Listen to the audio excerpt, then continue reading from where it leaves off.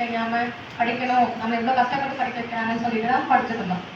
அதுக்கப்புறமும் மறுபடியும் மெயின்ஸ்க்கு போகணுன்றப்போ இன்னும் நிறைய செலவாகுதுன்னு சொல்லிட்டு தான் செலவுக்கு பயந்து தான் நாங்கள் வந்து மறுபடியும் வீட்டுக்கே வந்துட்டேன்.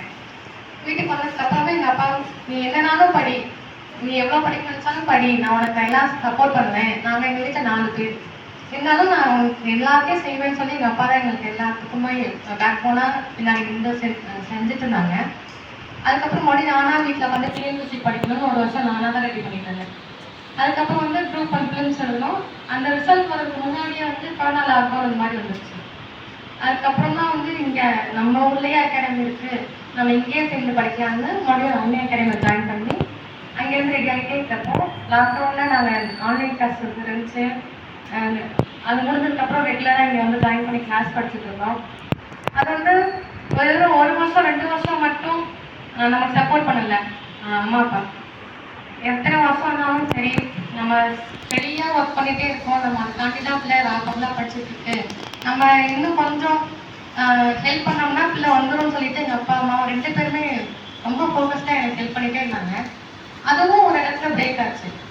எத்தனை வருஷமா இப்படியே படிச்சுட்டு இருப்பேன், எல்லா எக்ஸாமும் ஃபிலிம்ஸ் கிளியர் பண்ணுற, மெயின்ஸ் வர மாட்டேங்குது, நீ எத்தனை வருஷமா இப்படியே போயிட்டு இருக்கோம். அது கிட்ட 6 வருஷம் ஆயிடுச்சு. நான் 3 வருஷம் தான் குரூப்பை கிளியர் பண்ணினேன். அப்போ அதுவுமே வந்து ஒரு கட்டத்தில் வந்து எத்தனை வருஷம் இப்படியே போகிறது, போதும் நிப்பாட்டு, ஒன்றும் வேலைக்கு போ. எத்தனை வருஷம் நான் 11 வயசுல கமல் பிடிக்க ஆரம்பித்தேன், இன்னும் நான் வளர்த்துட்டே தான் இருக்கேன், நீங்கள் 4 பேர் இருக்கீங்க, நான் இப்படி எல்லாத்தையும் கரை சேர்க்கிறதுன்னு ஒரு இடத்துல அதுவும் பிரேக் ஆகி நீ வேலைக்கு போயே ஆகணும்னு எங்கள் வீட்டில் நடந்துக்க ஆரம்பிச்சிட்டாங்க. அப்பயும் நான் வந்து விடாமல் நான் ரொம்ப தூரம் பயணிச்சிட்டேன். இதுக்காண்டி இத்தனை வருஷம் நான் உழைச்சதெல்லாம் இந்த ஒரு வெற்றிக்காண்டி தான். நீ இப்போ வந்துட்டு நீ நிப்பாட்ட அதுக்கப்புறம் தான் வந்து இன்னுமே எனக்கு அப்பா ரொம்ப நம்ப ஆரம்பிச்சாங்க. இவ்வளோ விடாப்படியாக இருக்குல்ல, நம்ம இத்தனை வருஷம் கரையேற்றி நம்ம கொண்டு வந்துட்டோம், சாதிச்சுன்னு சொல்கிறப்போ நம்ம போய் நிப்பாட்டதா வேலை கண்டுபிடிக்கலாம்னு சொல்லி அப்பயும் கடைசியாக ஒரு தடவை என்னை நம்பினாங்க. அதுக்கப்புறம் அவங்க குரூப் தான் கேர் பண்ணி போன வருஷம் வந்து ஹேண்ட்லூம்ஸில் கைத்தறி டிபார்ட்மெண்ட்டில் வேலைக்கு போனேன். அதுக்கப்புறமும் வந்து மறுபடியும் விடாமல் அந்த அகாடமிலே மறுபடியும் ஜாயின் பண்ணி கிளாஸ் எடுக்கிறது, படிக்கிறது, இப்படியே இருந்து அதுக்கப்புறம் இப்போ நடந்த குரூப் வரலையும் கேர் பண்ணி இப்போ ஊரக வளர்ச்சி துறையில் திருவள்ளூரில் வேலை பார்த்துட்டு இருக்கேன். ஃபஸ்ட்டு பிள்ளைங்க வந்து நம்ம ஸ்டடியாக இருக்கணும். நம்ம எதுக்காண்டி படிக்கிறோம், நம்ம என்ன காரணத்துக்காண்டி படிக்கிறோங்கிறதுல தெளிவாக இருக்கணும்.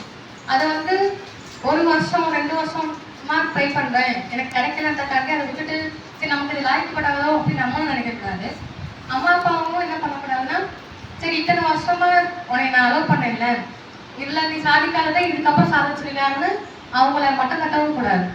2 பேருமே வந்து பேலன்ஸ்டாக, இப்போ நம்ம அவங்க சோர்வடைகிறாங்கன்னா உன்னால முடியும் அப்படின்னு சொன்னாலே போதும். மறுபடியும் எங்கள் அப்பா என்னை நம்புறாரு, நான் அந்த நம்பிக்கைக்காண்டி படிக்கணும்னு பிள்ளைங்க நல்லா படிப்பாங்க.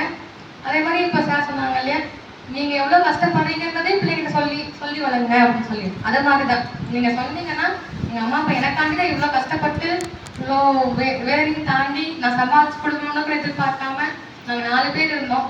அப்போ சீரியஸாக நாங்கள் இந்த வருஷம் தான் வந்து நாங்கள் 4 பேருமே வந்து ஒரு ஸ்டடியான லெவலுக்கு வந்திருக்கோம். அதுக்கு முன்னாடி ஃபுல்லாகவே எங்கள் அப்பாவோட ஒரு சம்பாத்தியம் மட்டும்தான்.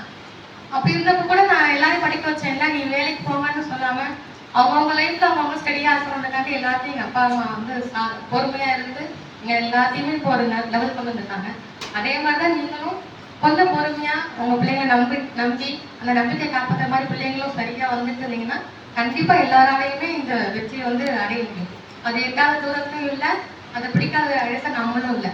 கண்டிப்பாக 2 பேருமே ஒருத்தருக்கு ஆறுதலாக இருந்து செயல்பட்டோம் அப்படின்னா கண்டிப்பாக வெற்றி அடைஞ்சிடலாம். அந்த வெற்றி வந்து இன்னும் கொஞ்சம் எளிமையாக்கி தரது தான் வந்து இந்த பயிற்சி மையம் உங்களுக்கு கூடயே இருக்குது. நீங்கள் அவங்க என்னன்னாலுமே என்ன சப்போர்ட்னாலுமே நாங்கள் எல்லாருமே இருக்கோம். எப்படி போகணும், எவ்வளோ ஈஸியாக அந்த இடத்த அடையணுன்றக்கான வழிகாட்டுறதுக்காக தான் நாங்கள் எல்லாருமே ஆசிரியர் கூடயே இருக்கோம். ஸோ எதுனாலும் நீங்கள் என்கிட்ட தாராளமாக கேட்கலாம். உங்களுக்கு என்ன கைட்லைன்ஸ்னாலுமே நாங்கள் கொடுக்க ரெடியாக இருக்கோம். ஸோ தைரியமாக 2 பேருமே இருக்கணும். கண்டிப்பாக நீங்கள் எதுக்காண்டி இங்கே வந்தீங்களோ அந்த எண்ணம் வந்து இது. தேங்க்யூ.